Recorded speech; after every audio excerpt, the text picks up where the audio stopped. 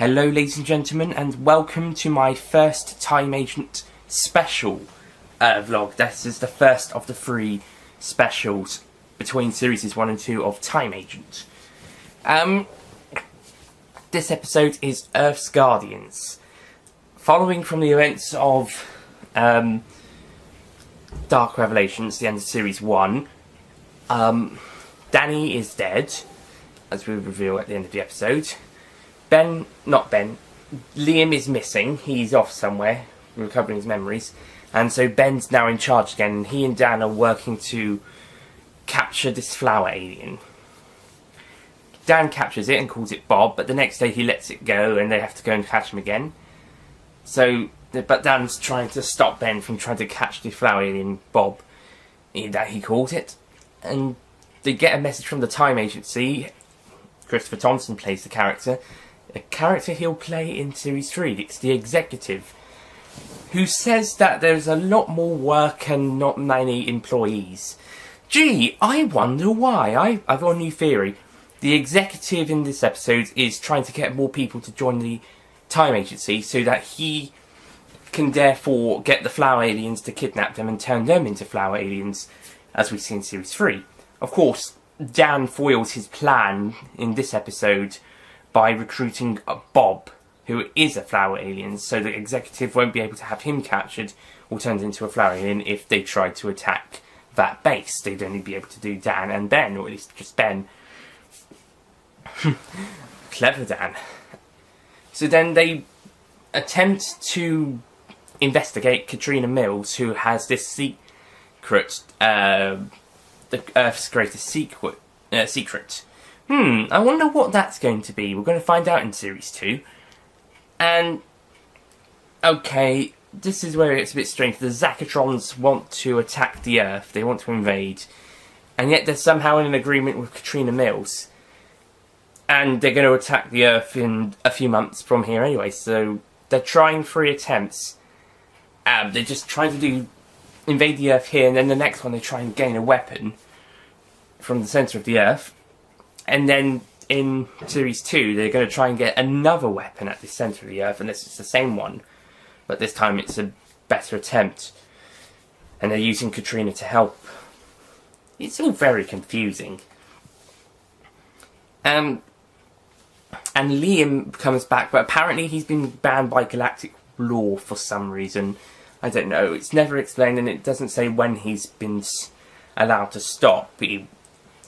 It's never mentioned in Series 2. It's mentioned once in Fallen Hero about how he can't interfere with the Zachatrons when they come back for the second go until he declares war on them. So I guess the galactic law removed that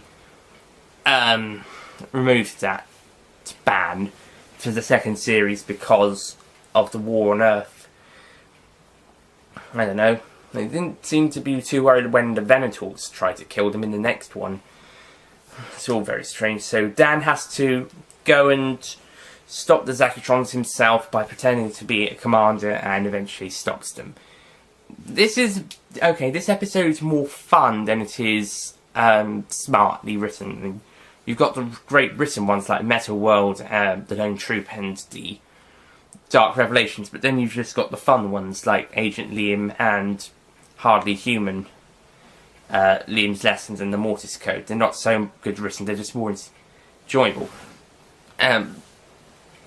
Earth's Guardians is just entertainment. It's probably the most entertaining of the weakest written episodes. What I do like is how it's bookends with Dan writing in his diaries, and he's voiceovering it, and there's 1 or 2 bits where he's writing in the diary during the episode. There's also a flashback to Liam telling him about some aliens. He mentions 2 aliens, the Klingons and the Nibitrons, not the Klingons from Star Trek, that are from Doctor Who, Billy's series, like the Spoof Lord, and also mentions the Ood, which are official Doctor Who villain, monster alien, plus some other ones which may have been in Doctor Who or other fan film series, but I don't think so. I just picked up on those Klingons and the Cybertrons.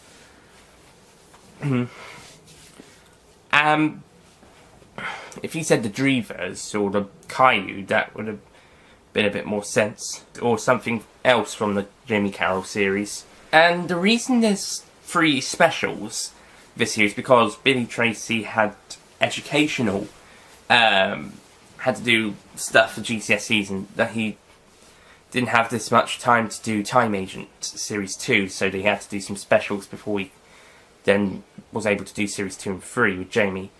However, they were able to make Dan the Cyborg, which was more of a Sebby thing, and then Dan's Diary. Unfortunately, we can't watch Dan the Cyborg anymore, but I might do a little brief thoughts and opinions on it after this once, but I can't revisit it. Another reason why they should bring it to DVD.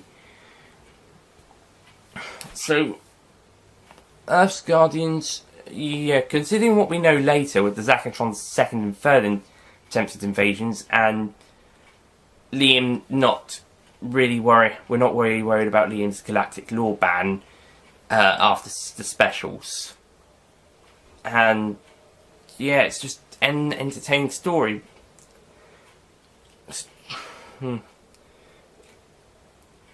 I'm not sure why the Time Agency are investigating Katrina in this episode. I guess it's just there for... They've heard about it and they want to know a bit more.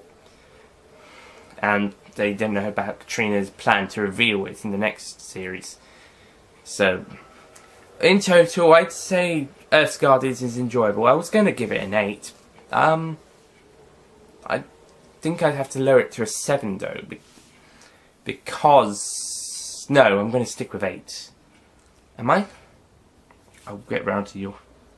Okay, knowing from what stuff in the future episodes, it's a little bit confusing. However, in this episode, with the story it does have, is that it's pretty good. It's really enjoyable, so I'd give it an 8 out of 10.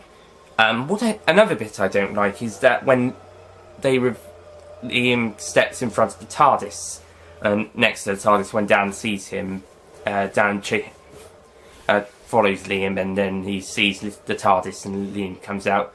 Liam then puts his chin up like this. And I'm not sure why he does that. It's very 10th Doctor. It's very David Tennant acting. As I was saying about Liam being so much like the 10th Doctor in the first series and the specials and a bit in the second. He doesn't wear the 10th Doctor's blue suit in this series, but he's kind of wearing something that's a kind of halfway between a Captain Jack costume with the 10th Doctor's blue suit colours. Or at least something on the lines of the 6th Doctor's blue one in the animated adventure Real Time, or similar to his blue cloak in Revelation of the Daleks. It's not too different from that, but in 10th Doctor Captain Jack style clothing. And I think he wears this until the end of Series 2, maybe occasionally wearing a black costume like he would in Series 3. Not necessarily his Series 3 one itself, but not too different. Maybe a black version of the blue costume he wears here.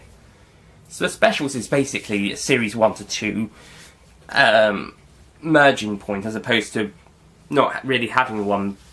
2 and 3 don't really have one. This is kind of like... This is going from Series 1 into Series 2.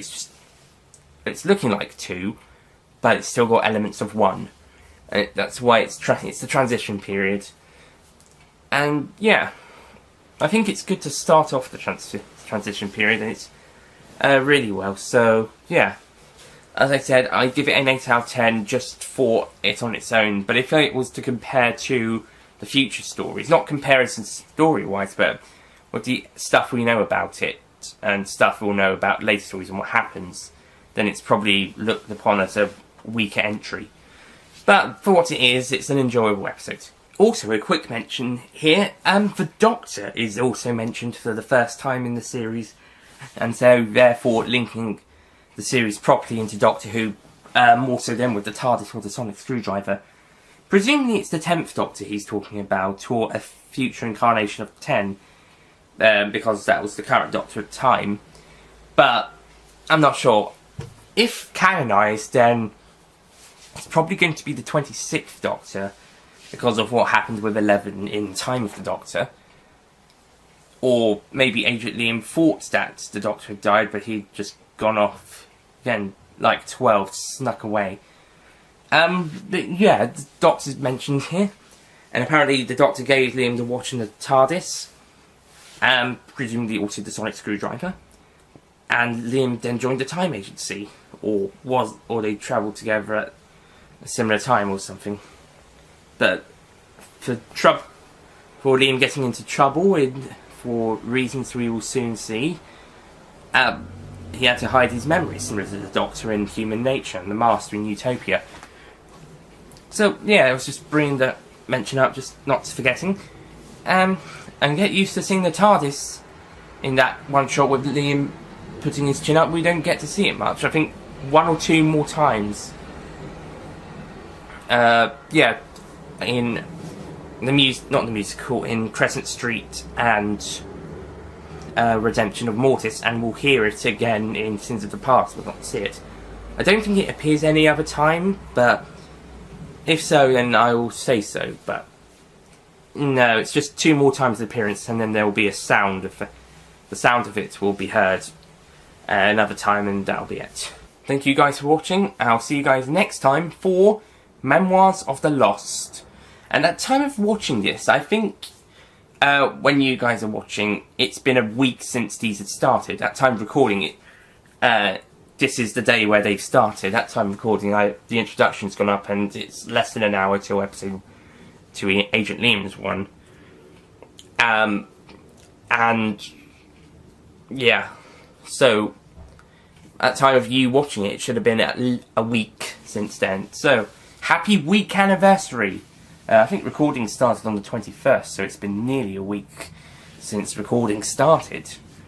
So, I hope you enjoyed this week anniversary special episode of the Time Agent Vlogs.